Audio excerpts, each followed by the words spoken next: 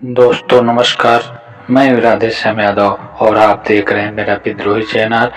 मेरे विद्रोही चैनल पर आप सभी का बहुत बहुत बहुत स्वागत है।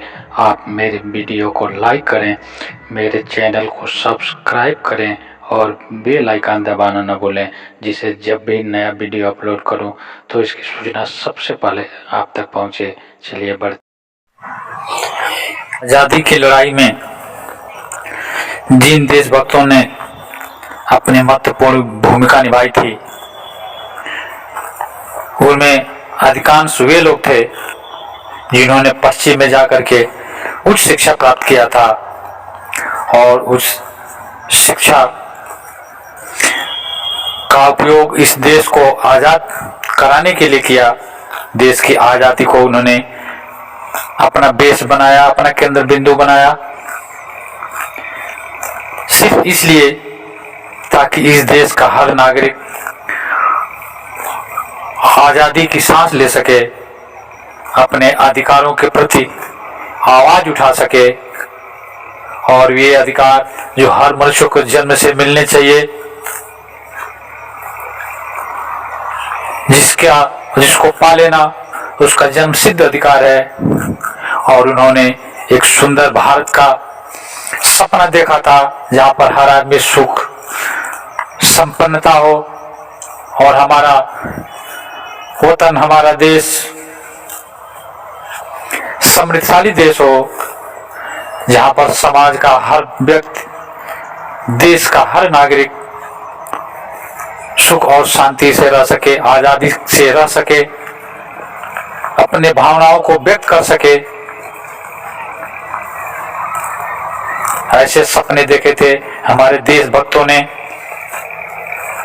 लेकिन कैसी विडंबना है कि देश तो आजाद हो गया, लेकिन आजादी सही मायने में हमें मिल नहीं पाई, क्योंकि यह समाज का बंटवारा जो हमने कर दिया आजादी के बाद, देश के संसाधनों का बंटवारा जो हमने कर दिया पैसों के आधार पर, वह निश्चित रूप से दुर्भाग्यपूर्ण है। जिस धन संपत्ति का बंटवारा नागरिकता के आधार पर होनी चाहिए, इस मातृभूमि में सब लोग जन्म लिए हैं और एक ही देश में जन्म लेने के कारण सबका अधिकार बराबर होना चाहिए, भले वह हिंदू हो, मुसलमान हो, सिख हो, ईसाई हो, सबका बराबर हक होना चाहिए। समाज में ऐसी व्यवस्था कायम होनी चाहिए जिसमें सबको समानता का दर्जा हो, वह चाहे आर्थिक हो, सामाजिक हो, राजनीतिक हो। लेकिन आजादी के बाद भी यह चंद लोगों के तिजोरियों की शोभा बन के रह गई।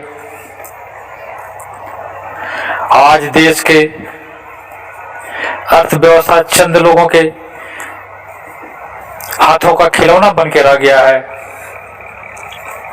इस देश के संसाधन जो राष्ट्रीय संपत्ति है, वो भी चंद पूंजीपतियों के हाथ के खिलौने बन के रह गए हैं। यह नियम और कानून भी उन लोगों के हाथों के खिलौने रह गए हैं जिनके पास धन है, जिनके तिजोरियों में पैसा है, जिनके हाथों में ताकत है, जो सत्ता के केंद्र में है। और गरीब व्यक्ति, साधारण व्यक्ति तो आज भी पीछा जा रहा है। यही तो अंग्रेजों के जमाने में होता था। अंग्रेज रूलेट एक्ट जैसा कानून बनाकर लोगों को प्रताड़ित करने का ही तो काम कर रहे थे, लोगों को दबाने का ही तो काम कर रहे थे, लोगों के साथ अत्याचार करके देश को लूटने का ही काम तो कर रहे थे। और जो काम अंग्रेज कर रहे थे वही काम आज हमारे भाई बंधु कर रहे हैं, जो सत्ता के केंद्र में है, जिनके हाथों में शक्ति है, ताकत है, जिनके हाथों में सत्ता है, जिनको तिजोरियों में पैसा है। वे लोग गरीब मजदूर और किसानों का हक मार करके अपनी तो तिजोरियों में सजा रखा है, लेकिन देश का गरीब, देश का मजदूर, देश का किसान जो कठिन परिश्रम करता है, आज भी तमाम दिक्कतों का सामना कर रहा है। न उसे ढंग तरह से शिक्षा मिल पाती है, न स्वास्थ्य की सुविधा मिल पाती है,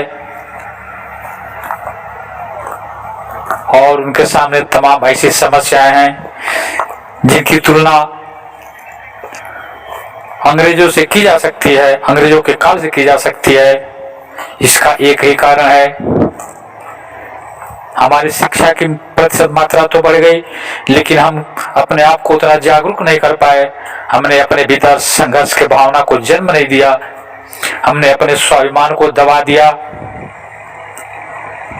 हम भयभीत रहे, और इसलिए इस देश का एक बड़ा तबका किसान, मजदूर,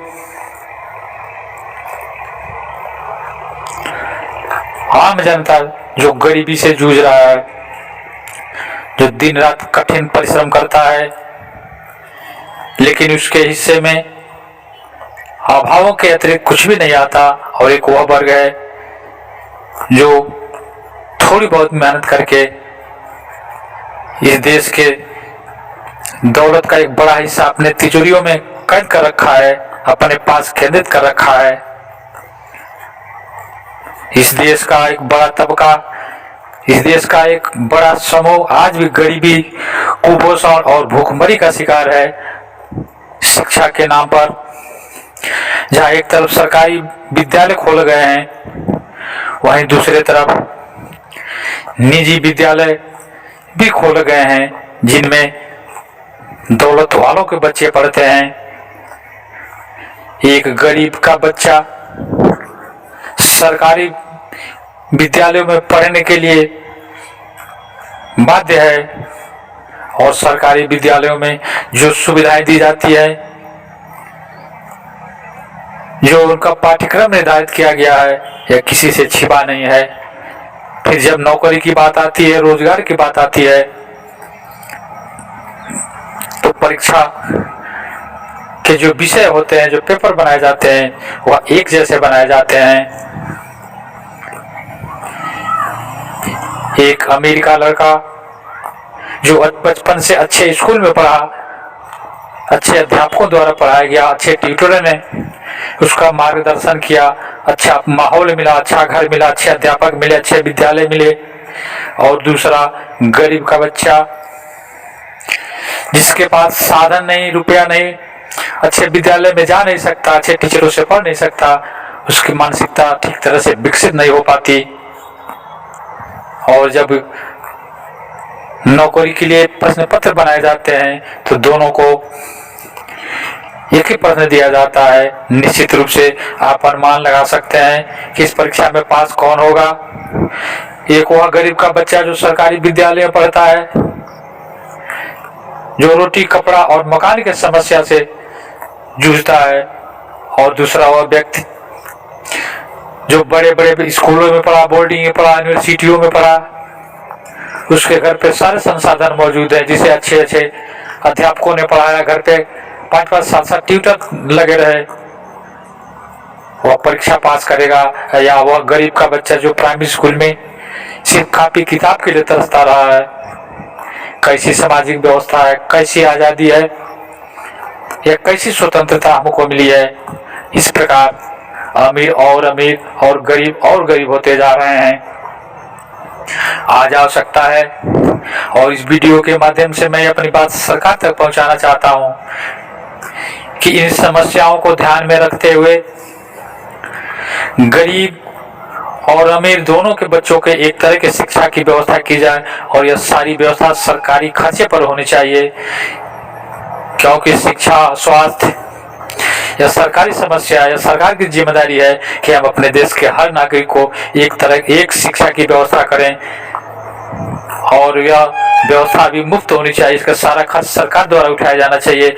शिक्षा एक ही तरह की सबको दी जानी चाहिए, और स्वास्थ्य की व्यवस्था मुफ्त में होनी चाहिए, आज जिनके पास पैसे हैं वे अच्छे अच्छे नर्सिंग होमों में दवाइयाँ अपना इलाज कराते हैं, लेकिन आज भी एक गरीब व्यक्ति सरकारी अस्पतालों में इलाज कराने के लिए मजबूर है। और सरकारी अस्पतालों में किस तरह का इलाज किया जाता है, किस तरह की सुविधाएं प्रदान की जाती है, या किसी से छुपी नहीं है। इस व्यवस्था से उबरने का एक ही रास्ता है कि जो भी शिक्षित वर्ग है, जो भी गरीब मजदूर और किसान वर्ग से है, सब लोग अपने आप को जागरूक करें। और शायद समय आ गया है कि हम अपने इन अधिकारों की लड़ाई के लिए एकजुट होकर के हम संघर्ष करें, सरकार तक अपनी बात पहुंचाएं कि शिक्षा की एक व्यवस्था होनी चाहिए सबके लिए, चाहे वह अमीर घरों का है या गरीब घर का है, वह किसान का बेटा है, किसी मजदूर का बेटा है या किसी पूंजीपति का बेटा है। शिक्षा और स्वास्थ्य की एक व्यवस्था होनी चाहिए। और फिर जब एक व्यवस्था होगी तब प्रश्न पत्र भी एक तरह के होने चाहिए, तभी जाकर के समाज में न्याय हो सकेगा और तभी सही मायने में एक नए भारत का निर्माण हो सकेगा। मैं आह्वान करना चाहता हूं कि जिन लोगों को भी मेरी वीडियो पसंद है, आप कमेंट करें और सुझाव दें, जरूर कमेंट लिखें कि यह वीडियो आपको कैसा लगा और इसमें और क्या क्या सुधार करने की आवश्यकता है। निश्चित रूप से उस पर विचार किया जाना चाहिए। अभी तक अगर आपने मेरे वीडियो को लाइक नहीं किया है तो लाइक करें और मेरे विद्रोही चैनल को सब्सक्राइब करें। ऐसे वीडियो देखने के लिए आप बने रहें मेरे चैनल पर। तब तक के लिए नमस्कार, जय हिंद, जय भारत, वंदे मातरम।